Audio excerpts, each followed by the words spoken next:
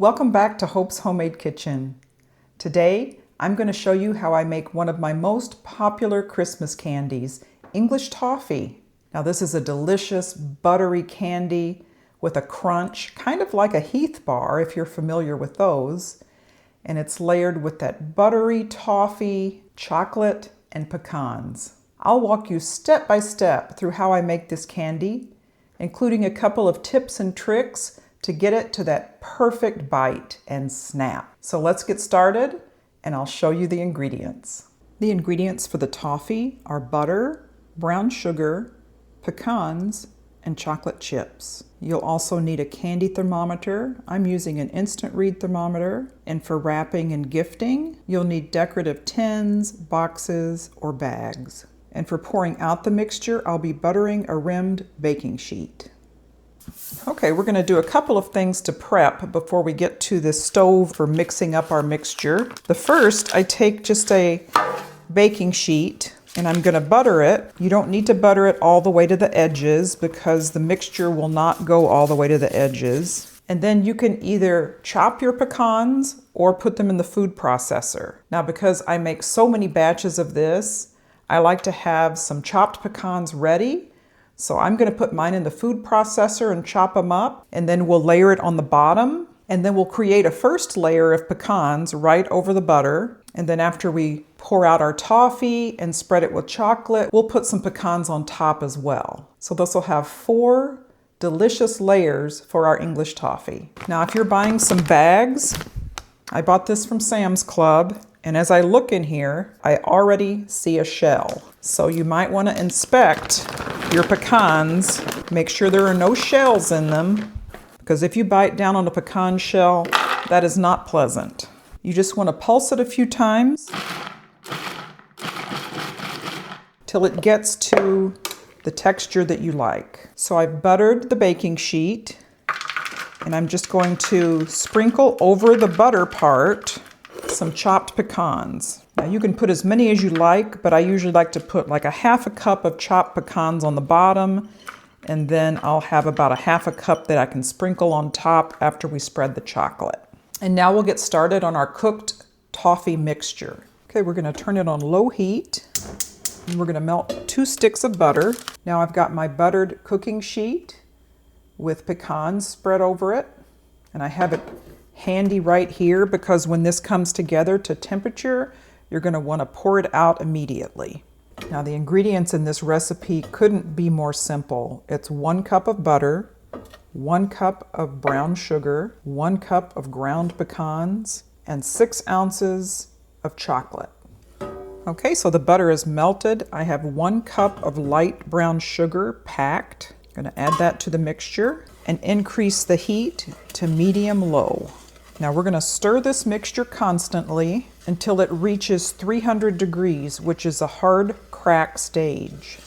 So to give you an idea how long that takes, I'm going to start my timer right now and then let you know how long it took to get to 300 degrees. Now a candy thermometer or some kind of instant read thermometer is essential for this recipe. Unless you're very, very experienced in making candy, you really can't tell by sight when it gets to the right temperature.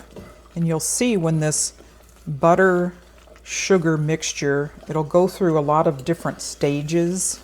Right now it's just trying to incorporate together. Now you see at this point it's starting to come together.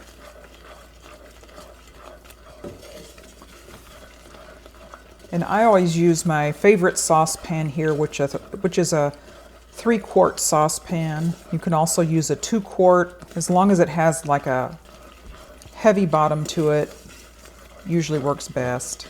Now I've never tried to double the recipe at all. I usually just make them 1 batch at a time. I guess my thought is if it messes up, I don't want to ruin a lot of ingredients at once, so I just do 1 batch at a time. Now here's a stage where it starts to puff up a little bit. Just the most important thing is just to keep stirring. Okay, let's see where we are with the temperature after 5 minutes. It's about 265 degrees. Shouldn't take much longer.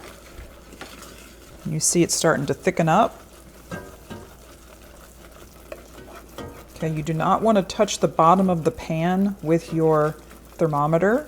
I'm going to try to get right in the middle. It's almost there at 295 degrees, 300 degrees. Okay, I'm going to cut the heat.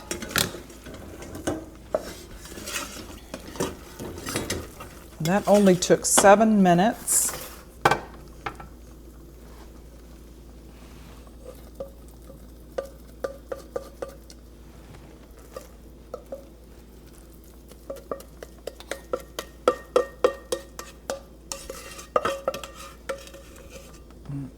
I'm going to lightly spread it out as best you can over those pecans.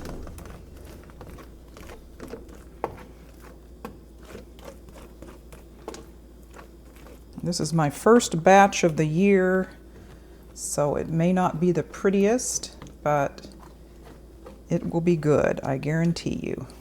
Now, some people, if you have chocolate chips that melt well, you can sprinkle them right on top and the heat will melt them. I'm gonna give my chocolate a head start in the microwave. You can melt really any kind of chocolate you like to go on this. The heat from the mixture after a couple of minutes should be enough to spread it out. Depending on what kind of chocolate or chocolate chips you're using, some may spread better than others. I'm just using the Toll House Nestle chocolate chips, so you see now that that works just fine. My last layer, I'm going to sprinkle more pecans right on top.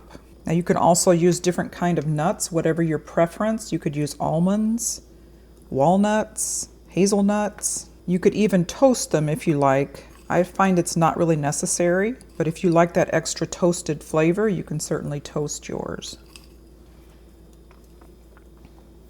So that really looks like a lot, but in total it's only about a cup of pecans. Just pat them down a little bit. Now what I typically do, I usually set this in my freezer for a few minutes and let it set up, and then we can break it into pieces.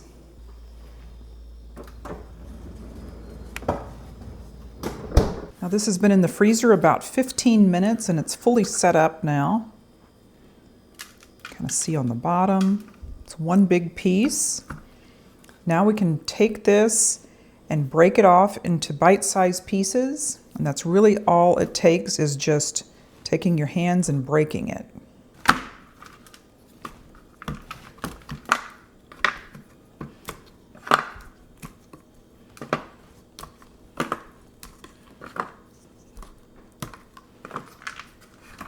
They're not going to be perfect squares, of course, but that's what makes it so good and unique.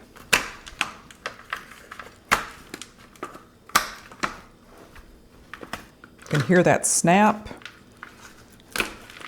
And that snap happened because we took the temperature of the mixture to 300 degrees to a hard crack stage. Look how delicious. All the layers. Got pecans on the bottom, the toffee, the layer of chocolate, and the pecans right on top. That's hard to resist. And for gifting, we can put this in a Christmas tin. I've lined it with parchment paper, but first let's do a taste test. And I have a little piece over here that broke off, so if you can hear that crunch, that is so good. You know what, I make this every year and it never gets old. It's so good. If you make it for gifting, you may have to hide it in your house because people will be after it if they know where it is. I've washed my hands and cut a piece of parchment paper and then just cut around the edges. If it's only the toffee that I'm putting in here, I'll just fill up the tin. Now people really love this recipe. They'll be asking you for the recipe or to make more. And you may have some leftover pecans at the bottom. You can save those for your next batch. There you go. Thank you so much for joining me today on Hope's Homemade Kitchen as we made buttery toffee for the holidays. If you haven't done so already, please consider subscribing to my channel. Hit the bell for notification of more videos and comment down below with your favorite homemade Christmas treat. I'll link at the end of this video the homemade caramels video. I often make these recipes together, and like I said, these are the top 2 recipes for my Christmas candy making. We'll see you next time.